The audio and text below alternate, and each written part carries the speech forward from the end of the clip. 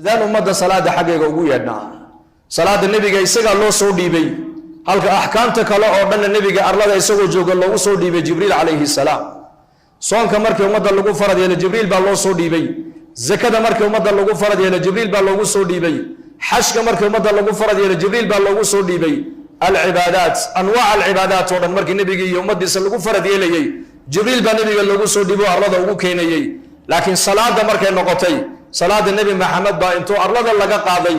oo la dheelmiyey oo haddana micraaj loo bilaabay leylat alisra walmicraaj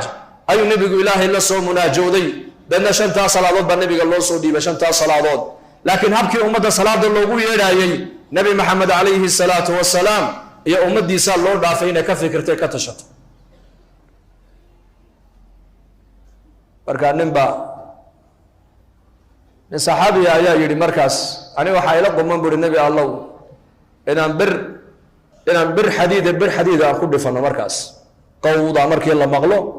dadku way maqlayaan dhawaaqa markaa birta lala dhacayo deedna masjidkay imanayaan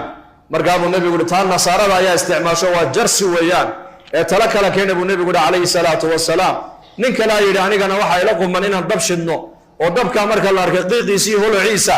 ayay muslimiintu garanayaan salaadii waqtigeegi inuu gaadhay deedna salaaday imanayaan taana qolada cadcaadiya dabka caabudda isticmaashee tala keena buu nebigu yihi calayhi salaatu wasalaam deedna markaa haddana nin kalea yidhi anigana waxay ila tahay booq in la afuufa fuudhin taana yahuudda isticmaasho waa caadada yahuude tu kala keena buu nebigu yihi calayhi salaatu wasalaam suuradii habeenkii markay muddo dheer ay socotay buu nebigu yidhi arrinkaasi caawa haynagu barye subaxda haynoo haata buu rasuulku yidhi